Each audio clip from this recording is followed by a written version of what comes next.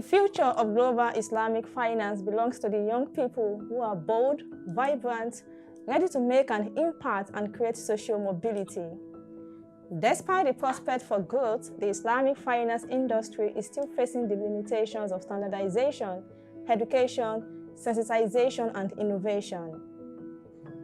Millennials and GenZs, who account for over 60% of the Nigerian population, have the ability to drive growth in Islamic finance. But how important is ethical finance and social responsibility to them? Hello and welcome. This is Islamic Finance Weekly, where we discuss relevant issues on finance, business, investment, and economy from a Shari'ah perspective. So today we will be looking at Millennials and GenZ's perspective of Islamic finance in Nigeria. Joining us virtually this morning, I have Mustapha, capital market and Islamic finance lawyer. I also have on the show Aminat, Olori-Aje, a Sharia compliance officer. Good morning. Thank you for coming on the Islamic Finance Weekly. Morning. Morning. It's nice having you guys on the show today. You're welcome. So let's begin the conversation. My first question is for Aminat. As a millennial, share with us your understanding of Islamic finance. Well, as a millennial, the short understanding that I believe a large population of millennials understand Islamic finance as is the ethical finance that is done or that basically follows Sharia principles, Sharia laid down principles. Thank you very much for your insights. I appreciate you for taking us through your understanding on Islamic finance. So Mustapha, can you explain to us the Islamic finance products you are familiar with? Have you invested in any of them? So I come from a finance law background. So most of my experience has been in the capital markets. Okay. So the products I'm most familiar with are Sukuk.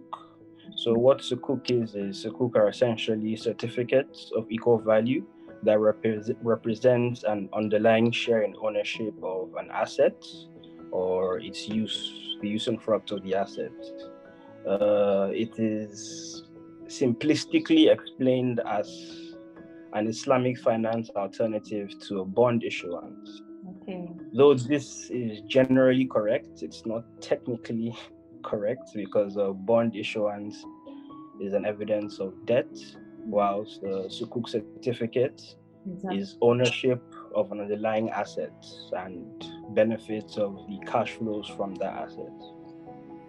So I've been involved in the structuring of a few of these Sukuk issuances. So far, I've only invested in one of them. I invested in a corporate Sukuk issuance last year. It's an Ijara Sukuk, which means its structure is lease-based. It pays about 13% profit biannually as a 7-year term. So you invest how much per month? Like, is it yearly or per month or monthly? Yeah, they pay every 6 months, so I get 13% split in 2 installments. The profit return. Yes, the profits are paid every 6 months. Okay, so you invest on only corporate Sukuk, that is Ijara? Yes, from last year. More generally speaking, I have an investment account with an Islamic bank in Nigeria. This one is set up as a Mudaraba account. This is essentially a profit-sharing partnership where one party, which in this case is me, provides capital, and the other party, the bank, invests and manages that capital for a fee. So as a capital provider here, I'm the one that bears the entire risk of investment if it comes to that. So this usually drives investors away from the Mudaraba transactions, but they're gaining in popularity because of the reputational risk that the bank bears and they ultimately try to protect against. So those are the 2 products I would say I have invested in recently. Okay, this is well noted, Mustapha, and I am pretty sure that Amina will want to react to what he just said. But my question to you, Amina, is that what specific areas do you think non-interest financial institutions can serve to unlock opportunities for millennials?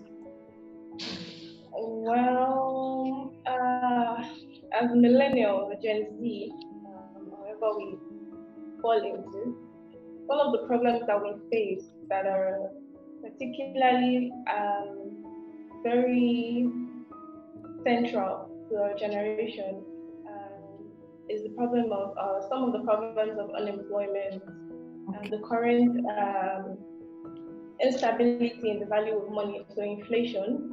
And we have, amongst other things, generally speaking, housing and even investment, the problem of investment choices. So Islamic finance comes in with its instruments that it could use to solve some of these problems. So I would like to take them one after the other, as I mentioned them, so I could explain them a bit. No problem. So under the unemployment, we have the situation of, we say, maybe Islamic finance helping to create employment for the millennials. Then would have considering the idea or the option rather of considering instruments such as joint ownership. So we have Shari'ah and Mudaraba, where we have millennials with really, really good ideas. This also brings in the likes of Shari'ah, Mudaraba, and the very well-known Sukuk, which could be used Sukuk, which is known to be used to fund large projects, speaking. And the social empowerment, as we spoke about initially, zakat and work, could also have been edging against in reducing rather inflation. And then we have housing, fairly speaking. Housing is one that I think even till today, even right now, the Islamic finance industry is looking to delve into it. It is a well-backed tangible asset that is one of the bases of Islamic finance. And so solving the issue of housing could involve in Islamic financial institutions, investing in the creation of housing one way or the other, and then using instruments such as Jara. Those are some of the issues that millennials, as we know, currently face, and Islamic finance could could assist in solving them. Yeah. All right, Amino, you have spoken clearly on the challenges facing Nigerians, and particularly the millennials, that the non-interest financial institutions should focus on in Nigeria. You mentioned unemployment, the issue of housing, and thank you very much for those insights. Now, so back to you, Mustapha. What is your expectation from the non-interest finance market in Nigeria in terms of providing products around financing for students? So my main expectation is that the market makes a more conscious effort into tailoring products for this student demographic. Particularly, I'd like to see the provision of Shari'ah compliant buy now, pay later products or similar products. Buy now, pay later has taken the world by storm. It allows customers purchase goods or services and pay for them in installments over time. This could prove useful in helping students buy textbooks or other university essentials. As the current landscape is, Islamic banks have similar products on offer. This is primarily through Murabaha financing. The bank purchases the good or on your behalf and defers payment over a number of installments over a period of time. But be that as it may, I think efforts could be made in tailoring these products to fit students and their particular needs. I think the current hindrance in this area is that students are not necessarily seen as cash cows by financial institutions for obvious reasons. Students don't have steady streams of income. Students don't have assets to use as collateral. So I can understand to a very large extent the difficulty in why banks have not tailored products for this demographic. However, I think it's lazy, essentially, especially considering how they could, on the proper risk assessments, to alleviate all of these risks that they may face. But I think it is very, very essential that these buy now pay later products come on the market. Thank you. You mean Nigerian non-interest financial institutions should explore the opportunities of using mobile financing to support students who find it difficult to pay their debt?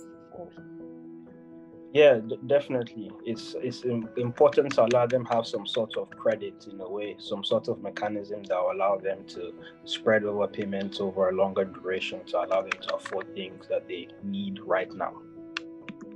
All right, thank you very much. I appreciate your insight. And as we wrap up the conversation, Aminat, what advice do you have for Islamic financial institutions on ways millennials can tap into opportunities in Islamic finance like Sukuk?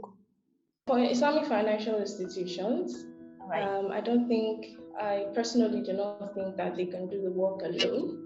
Okay. The government will also have to aid the financial institutions in their effort. Take, for example, Sukuk, as you mentioned. It would go a long way if the government considered shorter term Sukuks that could provide quicker liquidity for Islamic financial institutions who may find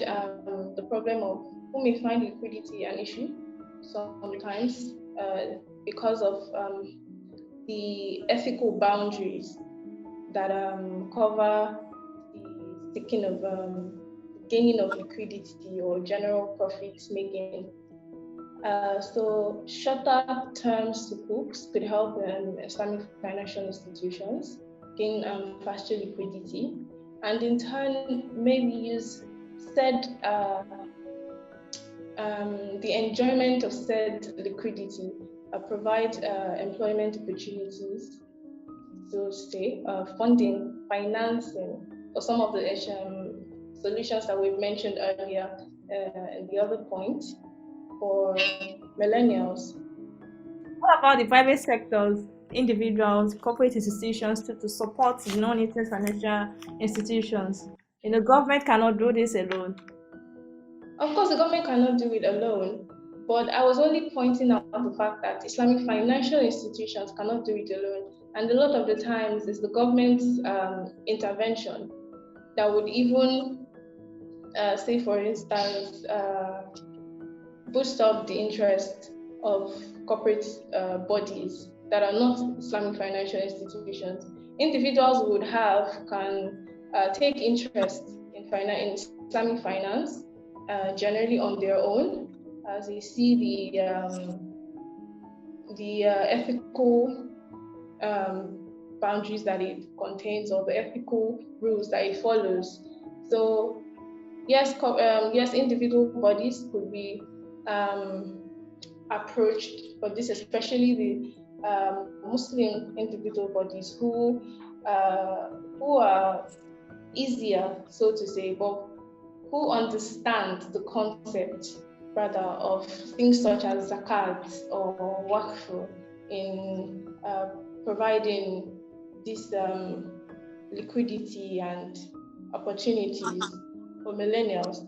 But also the government has a weight that we cannot underestimate, basically speaking. And so that is where it comes to in creating entrepreneurial opportunities with zakat and waqf. So working hand in hand with corporate bodies, individuals, and even the government once again, because already the government has some of this vocational outlets vocational schools or entrepreneurial grants going on that could help our millennials.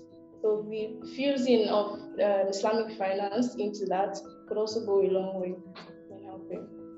The benefit of Islamic finance is to add value to people's life, and for the market to thrive in Nigeria, all hands must be on deck for it to thrive. Thank you so much, Amina. So, all right, let me get some other views from Mustapha.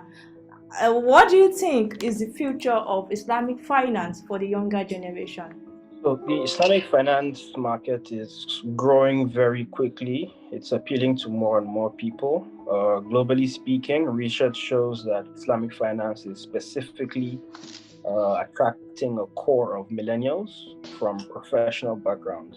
So to put this in context now, so someone like myself who's a professional and is in their late 20s to mid 30s is far more likely to move away from their traditional bank that I've used probably my whole life, or my whole adult life at least, to a Islamic financial institution. So this is also the case for the fintechs. Fintechs have found that the younger generation are more likely to move or patronize their products than established or more older individuals. So then looking at the Nigerian startup landscape as a whole, you can see that over the past few years, a lot of progress has been made. Nigeria now has a very, very serious startup ecosystem. So I think that this is where the future of the Islamic finance industry lies. In the coming years, I think we'll start to see the emergence of Islamic financial technology companies in Nigeria. Or at the very least, maybe the adoption or provision of more Islamic finance products by conventional fintechs. So this is where the millennials and the Gen Zs come into play. As Islamic finance continues to grow, we should see younger entrepreneurs attempting to solve or meet our financial needs through technology. I don't just think this is the future of Islamic finance, but it is definitely the future of finance as a whole. Technology is essential to sustain the Islamic finance growth in the markets, in my opinion. So, for example, now accessing financial services digitally democratizes the entire industry. Right now, we currently only have 3 full-fledged banks, Islamic finance banks, that is, 2 of which I believe are registered as regional banks. Technology would open providers to a wider customer base, so we wouldn't have to worry about location and to reduce overheads with no bank branches. So this wider base would be beneficial in the sense that it could lead to the adoption of more financial products to meet this larger demand or this larger outlay of customers. So I think moving forward, we'll see more fintechs. These fintechs will drive the development of wider range of products on the market, specifically products tailored to different demographics and different needs. So you could have one that has housing connotations, for example, or something. We spoke about students earlier. That's another example. So like if you look at the GCC countries, Indonesia, Malaysia as examples, we are all currently going through this process. They are moving away from the brick and mortar Islamic finance institutions to the more digitized ones. The less established markets like the UK, Australia, the USA, they are also doing the same. They have produced fintechs like Wahed, Ethis, Nomo Bank, all of which are doing fantastic right now. And I think that's the general direction of the market. Definitely, Mustapha, the future of Islamic banking relies on fintech, and non-interest financial institutions really need to invest more on technology, particularly for the people who are digital savvy. Thank you so much. It is important that this conversation continues, but we need to call it a day. Thank you so much, Amina. Thank you, Mustapha, for sharing your perspective with us on the Islamic finance weekly. We appreciate your intervention. Thank you so much, guys. Have a nice day. Thank you for having me. Bye. Bye. The Islamic finance industry has prospered in the area of deepening financial inclusion, achieving economic empowerment, and funding long-term infrastructure projects. For the Millennials and GenZs, there are immense opportunities to key into Islamic finance for economic empowerment. It is important for the Islamic financial institutions to develop products that are in tune with millennials and Gen Zs, with investment in technology to increase access to them. And that brings us to the end of this session. Connect with us on postshare.co. Follow us on all our social media platforms displaying on the screen. Till we come your way again, thank you for watching. Bye for now.